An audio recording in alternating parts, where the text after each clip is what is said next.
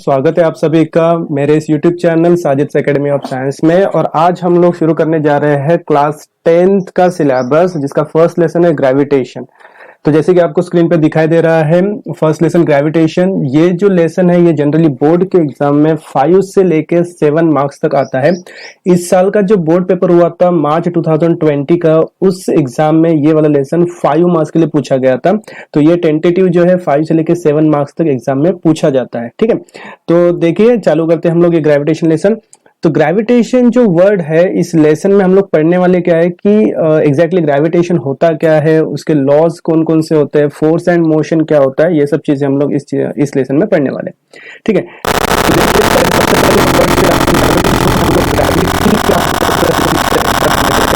तो ग्रेविटी क्या बोल रहे हैं हम लोग कि the force that attracts a body towards the centre of the अर्थ। देखिए क्या बोल रहे हैं हम लोग कि ग्रेविटी क्या होता है। Gravity is nothing but a force, a type of force, जिसको हम लोग बोल सकते हैं कि जो क्या करेगा, किसी भी ऑब्जेक्ट को अपनी तरफ खींचने की कोशिश करता है। बराबर। सो यहां पे हम लोग ग्रेविटी क्या बोल सकते हैं कि जब कोई ऑब्जेक्ट को अपने तरफ खींचना, जैसे कि जनरली अर्थ जो होता है, अर्थ क्या करता है उसके सेंटर की तरफ ऑब्जेक्ट को खींचता है, तो उस फोर्स को हम लोग क्या बोल सकते हैं, ग्रेविटी बोल सकते हैं। क्लियर है। तो यहां पे हम लोग सिंपल सा डेफिनेशन क्या बोल रहे हैं इसका कि the force that attracts a body towards the centre of the earth और towards the physical body having mass. अब इसमें सिर्फ हम लोग अर्थ की ही बात नहीं कर सकते कि सिर्फ अर्थ पे ही ग्रेविटी होगा, ऐसा नहीं बोलेंगे। तो जो ग्रेविटी क्या हो सकता है, कोई भी दो फिजिकल बॉडी जो होता है जिनमें कुछ सर्टेन मास है, इन दोनों के बीच में भी क्या हो सकता है, ये ग्रेविटी प्रेजेंट हो सकता है। ठीक है, जैसे कि फॉर एग्जाम्पल हम लोग समझ सकते हैं कि हम लोग ने क्या लिया हुआ है, एक सपोज ये एक ऑब्जेक्ट है और ये दूसरा ऑब्जेक्ट है। ठीक है, तो ये दोनों ऑब्जेक्ट जो है, ये दो ऑब्जेक्ट क्या कर रहे हैं, एक दूसरे को क्या कर रहे हैं, अपनी ओर अट्रैक्ट कर रहे हैं। जैसे सपोज करो ये वाला जो ऑब्जेक्ट है, ये ऑब्जेक्ट ए है और ये वाला जो ऑब्जेक्ट है, ये ऑब्जेक्ट क्या है, यहाँ पे बी है। क्लियर। तो ये जो ए और बी है, इसमें क्या हो रहा है, ए ऑब्जेक्ट बी को अपनी तरफ खींचता है और उसी तरीके से जो बी ऑब्जेक्ट है वो भी क्या करेगा, ए को अपनी तरफ खींचेगा। ठीक है, तो यहां पे ये दोनों के बीच में भी क्या है, फोर्स प्रेजेंट है। तो वो जो फोर्स वहां पे प्रेजेंट होता है उसी को हम लोग क्या बोल सकते हैं, ग्रेविटी बोल सकते हैं, जो क्या करेगा, एक दूसरे को अपनी तरफ खींचने का काम करेगा। क्लियर। तो हम लोग सिर्फ यहाँ पे हम लोग सिंपल सा वर्ड समझ रहे ग्रेविटी का मतलब। तो ग्रेविटी क्या है कि जो फोर्स क्या करेगा, किसी ऑब्जेक्ट को अपनी तरफ खींचेगा, वही क्या है, ग्रेविटी है। क्लियर है। तो उसके हिसाब से ग्रेविटेशनल फोर्स जो है उसका डेफिनेशन क्या हो सकता है फिर। तो देखिए ग्रेविटेशनल फोर्स का डेफिनेशन हम लोग क्या बता रहे हैं कि ग्रेविटी, देखिए फिर से ग्रेविटेशनल फोर्स हम लोग समझ लेते हैं। ग्रेविटेशनल फोर्स क्या होता है, gravitational force is a universal force and it acts not only between two objects on the earth but also between any two objects in the universe. इसका मतलब हो रहा है कि ग्रेविटेशनल फोर्स जो है वो अर्थ पर के ही किसी दो ऑब्जेक्ट के बीच में नहीं होता है। तो यूनिवर्स में कोई भी दो अगर ऑब्जेक्ट है तो उन दोनों ऑब्जेक्ट के बीच में क्या होता है, ग्रेविटेशनल फोर्स प्रेजेंट होता है। जैसे कि अगर हम लोग बात करें मून एंड अर्थ, ये दोनों के बीच में भी अगर हम लोग बात करें तो ये दो प्लैनेट हो गए, तो ये दोनों प्लैनेट के बीच में क्या है, ग्रेविटेशनल फोर्स प्रेजेंट है। या फिर कोई दो ऑब्जेक्ट ले लेते हैं हम लोग अर्थ के ऊपर, तो वो दोनों के बीच में भी क्या होगा, ग्रेविटेशनल फोर्स प्रेजेंट होगा। क्लियर है यहां तक। तो हम लोग ने यहाँ पे क्या देखा कि ग्रेविटी मतलब क्या होता है और उसके बाद में ग्रेविटेशनल फोर्स। ठीक है, उसके बाद देखिए नेक्स्ट टॉपिक हम लोग देखते हैं। नेक्स्ट टॉपिक में क्या देखेंगे हम लोग, न्यूटन स्टोरी। अब नेक्स्ट टॉपिक है न्यूटन स्टोरी। जैसे पता ही है, तो इसमें क्या होता है, ये जो स्टोरी था या फिर ये जो फिनोमेना था न्यूटन का, ये किसने बताया था, वो बताया था सर आइजैक न्यूटन ने। उसके बाद में इस फिनोमेना के अकॉर्डिंग क्या होता है कि जो अर्थ है, अर्थ किसी भी ऑब्जेक्ट को क्या करती है, अपनी और डाउनवर्ड डायरेक्शन में क्या करेगी, वो खींचेगी उसको। ठीक है, तब डाउनवर्ड डायरेक्शन में मतलब क्या होगा, जैसे कि सपोज करो ये वाला जो है, ये मून है, यहाँ पे ये मून जो है ये क्या हो रहा है, डाउनवर्ड डायरेक्शन अर्थ की तरफ क्या हो रहा है, अट्रैक्ट हो रहा है। उसी तरीके से यहाँ पे देखिए ये पेड़ के ऊपर ये जो एप्पल है, ये एप्पल भी क्या हो रहा है, डाउनवर्ड डायरेक्शन में टुवर्ड्स द अर्थ फॉल हो रहा है। ठीक है, तो यहाँ पे ये जो स्टोरी है, स्टोरी किस तरीके से थी, जैसे हम सभी को पता ही है स्टोरी कि क्या था, न्यूटन जो है वो पेड़ के नीचे बैठा हुआ था। उस वक्त क्या हुआ, अचानक से जो एप्पल है वो नीचे की ओर आकर गिरा। ठीक है, तो उस वक्त उसने ये बात सोचा कि ये जो एप्पल है, एप्पल नीचे की डायरेक्शन में ही क्यों गिर रहा है। ठीक, ये जो एप्पल था वो नीचे की डायरेक्शन में ही क्यों गिर रहा है, वो कोई और टेंजेंशियल डायरेक्शन जैसे ये वाली डायरेक्शन या फिर ऊपर की तरफ की डायरेक्शन, इस डायरेक्शन में ये क्यों नहीं गया, ठीक है। तो ये सब उसने सोचा, ये सोचने के बाद में जब उसने उसका डिटेल स्टडी किया, तो डिटेल स्टडी करने के बाद उसने एक फिनोमिना जो था, फिनोमिना आगे बताया, वो फिनोमिना के अकॉर्डिंग बताया गया कि ये जो ऑब्जेक्ट है वो हमेशा क्या होता है, अर्थ की तरफ ही क्या करेगा, वो अट्रैक्ट करेगा, ठीक है। उसके बाद में देखिए जो नेक्स्ट पॉइंट है, इसमें क्या बताया हम लोग ने, the direction from the Apple on the tree to the center of the earth is the vertical direction at the position of the apple and thus the apple falls vertically downward। इसका मतलब क्या हो रहा है कि जब भी कोई फोर्स अगर अप्लाई होता है तो वो फोर्स हमेशा किधर अप्लाई होगा, towards the centre of the अर्थ। अब इसी वजह से जो भी ऑब्जेक्ट है वो ऑब्जेक्ट क्या होता है, वर्टिकली डाउनवर्ड डायरेक्शन में वो नीचे गिरता है। क्लियर है, ठीक। तो ये हो गया न्यूटन्स का स्टोरी। उसके बाद में देखिए नेक्स्ट टॉपिक है, नेक्स्ट टॉपिक हम लोग देखते हैं कौन सा है, फोर्स एंड मोशन, ठीक। तो अब देखिए फोर्स एंड मोशन में सबसे पहले मोशन जो वर्ड है इसको हम लोग समझ लेते हैं। ये मोशन का टॉपिक जो आपको 9th क्लास में भी था। तो इसमें देखिए क्या बता रहे हैं हम लोग, if the position of an object is changing with respect to time then it is said to be in motion. ये चीज हम लोग ने पहले भी बता चुके हैं कि जब कभी कोई ऑब्जेक्ट क्या करता है, उसकी पोजीशन चेंज करता है, कब, with respect to time, then it is said to be in motion. Clear है यहां तक। देन उसके बाद में हम लोग बता रहे हैं नेक्स्ट टॉपिक, वो है force. A force is necessary to change the speed as well as the direction of motion of an object। अब ये जो फोर्स है, ये फोर्स किसके लिए रिक्वायर्ड होता है कि जब भी क्या हो रहा है, किसी ऑब्जेक्ट की पोजीशन चेंज हो रही है तो उस पोजीशन को चेंज होते वक्त उसकी डायरेक्शन में क्या करना, चेंजेस करना। तो उसके लिए हम लोग को क्या जरूरी होता है, फोर्स जरूरी होता है, ठीक है। तो हम लोग सिंपल वर्ड्स में ये भी बोल सकते हैं कि force is nothing but the push or pull to the object. मतलब किसी ऑब्जेक्ट को खींचना या फिर उसको धक्का देना, ये भी क्या होता है, फोर्स ही होता है। क्लियर है। उसके बाद देखिए फोर्स जो होता है, it is nothing but the product of mass and acceleration. ये भी चीज हमको पता है कि जो फोर्स है, force is nothing but the product of mass and acceleration. किसका प्रोडक्ट होता है, ये मास एंड एक्सेलरेशन का। क्लियर। तो इस वजह से इस तरीके से हम लोग इसका फॉर्मूला बना सकते हैं। तो फॉर्मूला क्या होगा इसका, फोर्स इज इक्वल्स टू क्या बन जाएगा, mass, force is equals to क्या बन जाएगा, mass into acceleration, so F is equals to M A. ये गया उसका फॉर्मूला। किस तरीके से बन रहा है देखिए, force is equals to mass into acceleration, so F is equals to M A. ये फॉर्मूला जो हमें आगे काम में आने वाला है और इस फॉर्मूले का हम लोग यूज करने वाले हैं, ठीक है। उस हिसाब से जो फोर्स होता है उसका एसआई यूनिट जो है वो होता है न्यूटन, ये हम सभी को पता है, और उसका सिंबल रिप्रेजेंटेशन होता है कैपिटल एन। और उसी तरीके से सीजीएस यूनिट जो है वो होता है dyne, D Y N E dyne. Clear है। तो यहाँ पे हम लोग ने फोर्स का SI unit newton, capital N, और सीजीएस यूनिट होता है डाइन। क्लियर है यहाँ तक, ठीक। उसके बाद देखिए नेक्स्ट टॉपिक है स्केलर एंड वेक्टर क्वांटिटी। अब ये जो टॉपिक है, ये टॉपिक आपको डिटेल में उतना तो नहीं दिया हुआ है इस आपके लेसन में, लेकिन फिर भी हम लोग इसकी जरूरत हम लोग को आगे पड़ सकती है, इसलिए हम लोग यहाँ पे इसको क्लैरिफाई कर देते हैं। तो सबसे पहले देखिए स्केलर क्वांटिटी। स्केलर क्वांटिटी क्या होता है कि when the quantity is measured by magnitude only. देखिए क्या बोल रहे हैं हम लोग कि क्वांटिटी होते हैं, कोई भी क्वांटिटी ले सकते हैं हम लोग, जो क्वांटिटी को हम लोग किससे मेजर कर रहे हैं, मैग्नीट्यूड से। किससे मेजर कर रहे हैं, मैग्नीट्यूड। मैग्नीट्यूड मतलब क्या होगा, जैसे कि जैसे हम लोग बोल सकते हैं मास, किसी का मास जो 5 kg है, 3 kg है, 2 kg है, या फिर हम लोग बोल सकते हैं कि टाइम जो है वो है 2 hours 3 hours, ठीक है, या फिर 2 सेकेंड 1 सेकेंड, ये सब जो हो गया, ये सब किस में मेजर करेंगे हम लोग, मैग्नीट्यूड में, मतलब एक नंबर में उसको हम लोग मेजर करते हैं, ठीक है। तो such quantity is called as scalar quantity. तो ऐसी जो क्वांटिटीज होती है उनको हम लोग क्या बोलेंगे, स्केलर क्वांटिटी। क्लियर है यहाँ तक। तो फिर से देखिए डेफिनेशन एक बार हम लोग क्या बोल रहे हैं, स्केलर क्वांटिटी क्या होता है कि when the quantity is measured by magnitude only, such quantity is called as scalar quantity. For example देखिए time, distance, temperature and speed, ये सभी जो क्वांटिटीज है, ये कौन सी क्वांटिटीज होती है, स्केलर क्वांटिटीज होती है। क्लियर है यहाँ तक। देन उसके बाद जो नेक्स्ट क्वांटिटी होती है वो होती है वेक्टर क्वांटिटी। अब ये जो वेक्टर क्वांटिटी है, वेक्टर क्वांटिटी क्या होगा कि when the quantity is measured by magnitude as well as direction, मतलब कि जो क्वांटिटी गिनने के लिए हम लोग को क्या क्या चाहिए, उसमें मैग्नीट्यूड और उसके साथ साथ उसको क्या चाहिए, डायरेक्शन। ये चीज अगर होती है तो उसको हम लोग क्या बोलेंगे, वेक्टर क्वांटिटी। क्लियर है यहां तक? फिर से एक बार देखिए डेफिनेशन किस तरीके से है। When the quantity is measured bye magnitude as well as direction, such quantity is called as vector quantity। Clear है यहां तक? फिर उसके बाद देखिए एग्जांपल, डिस्प्लेसमेंट। डिस्प्लेसमेंट क्या होता है, ये भी वेक्टर क्वांटिटी है।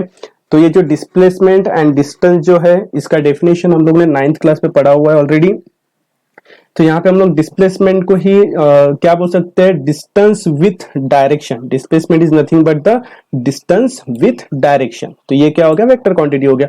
उसके बाद होता है फोर्स। फोर्स भी क्या होगा, वेक्टर क्वांटिटी होगा। उसके बाद वेलोसिटी, वेलोसिटी भी वेक्टर क्वांटिटी है। और एक्सेलरेशन, ये सभी क्या है, वेक्टर क्वांटिटीज। क्लियर है यहाँ तक? ठीक। देन उसके बाद में मतलब ओवरऑल यहाँ पे समझ में आ गया कि स्केलर क्वांटिटी मतलब क्या और वेक्टर क्वांटिटी मतलब क्या। इसका अगर रिव्यू करते तो क्या बोलेंगे हम लोग कि scalar quantity is nothing but the quantity which are measured by numbers only, and vector quantity are those quantity which are measured by magnitude as well as direction। Clear है यहाँ तक? देन उसके बाद नेक्स्ट टॉपिक हम लोग देखते हैं कौन सा, स्पीड एंड वेलोसिटी। अब ये जो स्पीड एंड वेलोसिटी है, ये टॉपिक आपको बहुत ज्यादा इंपॉर्टेंट है इस लेसन में, कि इनके जो फॉर्मूले है, इन फॉर्मूलों का हम लोग को यहाँ पे यूज होने वाला है। ठीक है, तो सबसे पहले देखिए स्पीड क्या होता है और वेलोसिटी क्या होता है।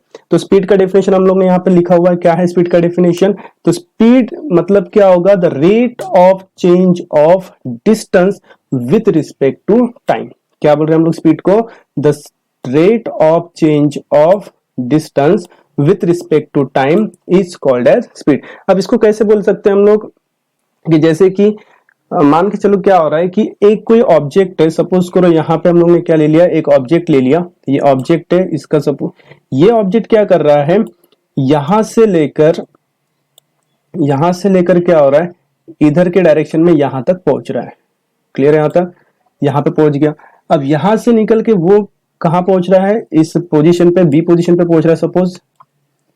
सपोज करो यहाँ पे ये हो गया ए पोजीशन और यहाँ पे हो गया ये बी पोजीशन। ठीक है, तो अब यहाँ पे क्या बता रहे हम लोग, ए से लेकर बी तक आने के लिए उसको क्या लगा होगा, एक सर्टेन टाइम लगा होगा। यहां से यहां तक आने के लिए क्या लगा, उसको एक टाइम लगा होगा। क्लियर है? तो यहाँ पे ये सपोज करो टाइम क्या हो गया इसका, टी क्या हो गया, उसका टाइम हो गया। क्लियर है? तो यहाँ पे हम लोग क्या बोल रहे हैं कि स्पीड मतलब क्या, कि जब कोई ऑब्जेक्ट एक जगह से दूसरी जगह जा रहा है, मतलब क्या कर रहा है, वो डिस्टेंस कवर कर रहा है। तो वो डिस्टेंस कवर करने के लिए उसको कितना टाइम लगा, उसका जो रेशियो रहेगा, उस रेशियो को हम लोग क्या बोलेंगे, स्पीड। उसको क्या बोलेंगे, स्पीड। क्लियर हो रहा है यहाँ पे? तो सिंपल डेफिनेशन क्या बता रहे हैं स्पीड का, speed is nothing but the distance with respect to time, या फिर distance covered in particular time, उसको हम लोग क्या बोलेंगे, स्पीड। क्लियर है यहाँ तक? अब उस हिसाब से उसका जो फॉर्मूला है, वो फॉर्मूला किस तरीके से बनेगा, speed is equals to total distance travel divided by time required. मतलब कि अगर स्पीड हमको कैलकुलेट करना है, तो स्पीड कब कैलकुलेट कर सकते हैं, जब हम लोग क्या करेंगे, टोटल डिस्टेंस मतलब कितना डिस्टेंस उसने कवर्ड किया कितने टाइम में, उस हिसाब से हम लोग क्या निकलेंगे, speed is equals to total distance upon time. Clear है? तो इस हिसाब से क्या बनता है हमारा फॉर्मूला बन सकता है S equals to distance, suppose हम लोग लेते हैं D, तो D अपॉन T क्या हो जाएगा उसका टाइम। तो क्या बनेगा, S is equals to D upon T। Clear है यहाँ तक? ये हो गया स्पीड का फॉर्मूला। क्लियर? देन उसके बाद में नेक्स्ट जो होता है वो होता है वेलोसिटी। अब यहाँ पे जैसे स्पीड हम लोग ने बताया डिस्टेंस के हिसाब से, तो जो वेलोसिटी है उसमें किसका कंसेप्ट आता है, डिस्प्लेसमेंट का। तो किस तरीके से बनेगा, the rate of change of displacement, किसकी बात कर रहे हैं हम लोग, the rate of change of displacement with respect to time is called as velocity. उसको हम लोग क्या बोलेंगे, वेलोसिटी। क्लियर हो रहा है? फिर से एक बार देखिए डेफिनेशन क्या लिखा है, the rate of change of displacement with respect to time is called as velocity. Clear? तो उस हिसाब से अगर हम लोग इसका फॉर्मूला देखेंगे तो क्या बनेगा, velocity is equal to displacement upon time. क्या होगा, velocity is equal to displacement upon time. तो यहाँ पे हम लोग वेलोसिटी जो है, वेलोसिटी के लिए हम लोग क्या यूज कर सकते हैं, सपोज करो सिंपल सा एक स्मॉल v यूज किया, ये हो गया वेलोसिटी इज इक्वल्स टू यहाँ पे अगर डिस्प्लेसमेंट के लिए हम लोग यूज कर सकते हैं s और टाइम के लिए यूज कर सकते हैं t। तो यहाँ पे क्या बनेगा v is equal to S upon T. क्या होगा v is equal to S upon T. Clear यहाँ तक। और यहाँ पे देखिए दोनों की जो यूनिट होते हैं, स्पीड का यूनिट जो वो भी क्या होता है मीटर पर सेकेंड। क्या होगा मीटर पर सेकेंड। दोनों की यूनिट जो है वो होता है metre per second CG.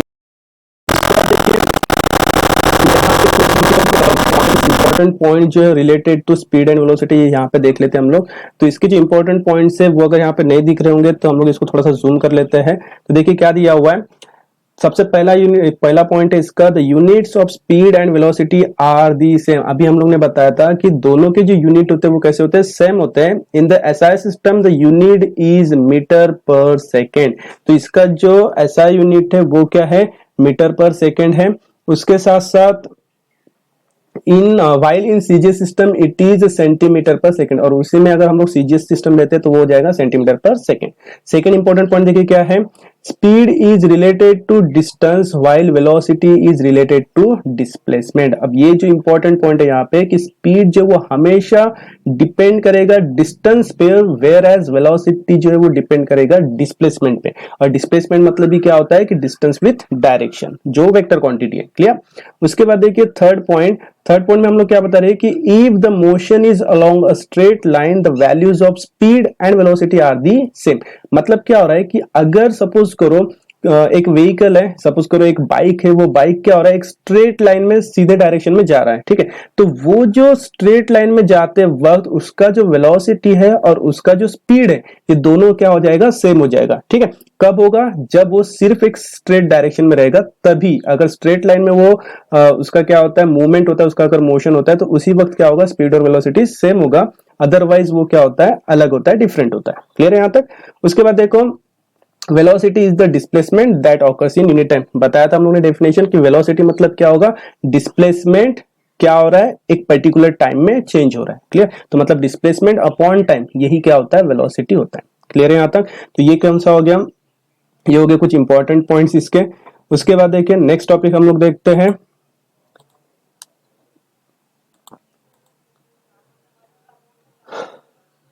Next topic में हम लोग देख रहे हैं इंट्रोडक्शन टू साइंटिस्ट। अब इसमें इंट्रोडक्शन टू साइंटिस्ट में हम लोग को सर आइजैक न्यूटन के बारे में बताया हुआ है। तो ये जो टॉपिक है ये टॉपिक क्यों ले रहा हूं, क्योंकि इसमें जनरली जो एमसीक्यूज होता है उसमें 1 मार्क्स का क्वेश्चन जो इस टॉपिक से में भी आ सकता है। ठीक है, तो देखिए इसके बारे में हम लोग थोड़ा जानकारी ले लेते हैं। तो सर आइजैक न्यूटन जो है जिनका ड्यूरेशन था 1642 से लेके 1727, मतलब कि 1642 से लेके 1727 तक क्या था इनका ड्यूरेशन था। ये जो थे ये was one of the greatest scientist of recent time. उस वक्त के वो क्या थे बहुत ज्यादा एक अच्छे से अच्छे साइंटिस्ट थे। उसके बाद he was born in England. उनका जन्म जो वो कहाँ पे हुआ था, इंग्लैंड में हुआ था।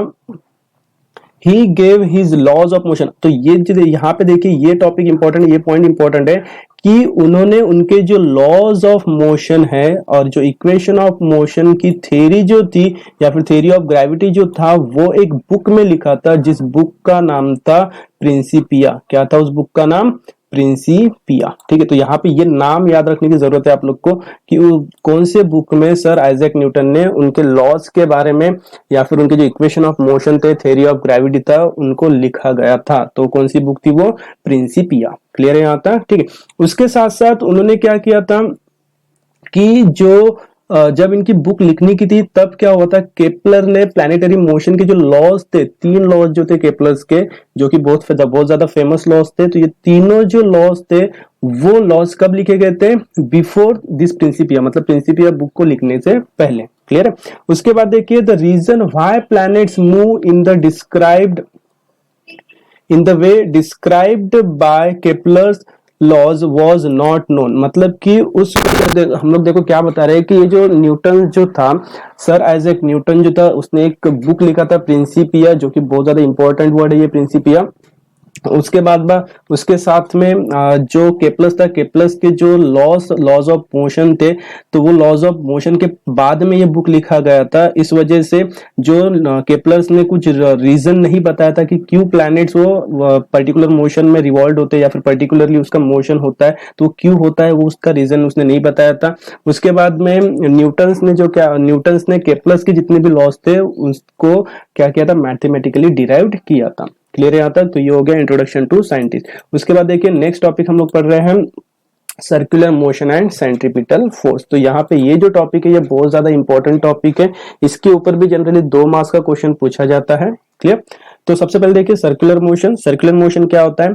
तो यहाँ पे डेफिनेशन लिखा हुआ है, जैसे कि डेफिनेशन में हम लोग देख रहे हैं motion of an object along a circular path, मतलब कि किसी ऑब्जेक्ट का क्या हो रहा है, मोशन हो रहा है कौन से पाथ में, सर्कुलर पाथ में। क्लियर है यहाँ तक? ठीक, तो देखिए क्या बोल रहे हैं हम लोग, सर्कुलर मोशन का डेफिनेशन है motion of an object along a circular path is called as circular motion. For example motion of moon around the sun. तो देखिए यहाँ पे हम लोग सिंपल से एग्जाम्पल ले लेते हैं। इस एग्जाम्पल में देखिए यहाँ पे क्या कर रहे हैं हम लोग, कि जैसे हम लोग को पता होगा, हम लोग वो बचपन में करते भी थे, वैसे एक स्टोन लिया है हम लोग ने। इस स्टोन को क्या किया हम लोग ने, यहाँ पे सपोज ये वाला स्टोन है, यहाँ पे ये पोजीशन में दिख रहा है हम लोग को। इस स्टोन को हम लोग ने क्या किया हुआ है, एक थ्रेड से ऐसे बांध दिया। ठीक है, यहाँ पे क्या किया, थ्रेड से बांध दिया, और थ्रेड से बांधने के बाद इसको हम लोग क्या कर रहे हैं, ऐसे सर्कुलर पाथ में उसको ऐसे रिवॉल्व करा रहे हैं, ऐसे सर्कुलर पाथ में उसको घुमा रहे हैं। ठीक है, तो जिस वजह से क्या होगा, वो क्या करेगा, एक पाथ जो एक पाथ कवर करेगा। ये पाथ कैसा होगा, सर्कुलर पाथ होगा। कैसा होगा, सर्कुलर पाथ। क्लियर है यहाँ तक? ठीक, तो इसी पाथ को हम लोग क्या बोलेंगे, सर्कुलर मोशन। मतलब यहाँ पे जो ऑब्जेक्ट है वो क्या हो रहा है, एक सर्कुलर पाथ में क्या कर रहा है, मूव कर रहा है, तो इसलिए हम लोग इसको क्या बोलेंगे, सर्कुलर मोशन। ठीक है, देन उसके बाद में देखिए नेक्स्ट इंपॉर्टेंट डेफिनेशन होता है सेंट्रीपिटल फोर्स, और ये डेफिनेशन जो एग्जाम में पूछा जाता है, मोस्ट ऑफ द टाइम पूछी गई है डेफिनेशन। तो देखिए सेंट्रीपिटल फोर्स का डेफिनेशन क्या होता है, a force on any object. क्या बोल रहे हैं हम लोग, कि a force on any object moving along a circle and it is directed towards the center of the circle। मतलब कि क्या बोल रहे हैं हम लोग, कि जो सेंट्रीपिटल फोर्स होता है ये क्या होता है, it is nothing but a force. ये तो पता चल गया हमको कि एक फोर्स है ये, लेकिन ये फोर्स एक्ट किस पे होगा, किसी भी एक ऑब्जेक्ट पे एक्ट होगा जो ऑब्जेक्ट क्या कर रहा है, सर्कुलर पाथ में मूव कर रहा है, और उसकी डायरेक्शन हमेशा कहां पर रहेगी, towards the centre of the circle. कहां पर रहेंगी, towards the centre of the circle. अब जैसे देखो यहाँ पे एग्जांपल में, यहाँ पे देखिए ये वाला एक ऑब्जेक्ट है, यहाँ पे दिखाई दे रहा है हम लोग को ऑब्जेक्ट। ठीक, ये ऑब्जेक्ट है, इस ऑब्जेक्ट को हम लोग क्या कर रहे हैं, ऐसे सर्कुलर पाथ में इसको रोटेट करा रहे हैं। इस तरीके से क्या हो रहा है, ये सर्कुलर पाथ में से रोटेट हो रहा है। क्लियर है यहाँ तक? ठीक, अब उसके बाद में हम लोग क्या बता रहे हैं कि सेंट्रीपिटल फोर्स का मतलब क्या है, कि इसके ऊपर एक फोर्स एक्ट हो रहा है। अब ये जो फोर्स एक्ट हो रहा है वो कहां से एक्ट हो रहा है, देखिए ये जो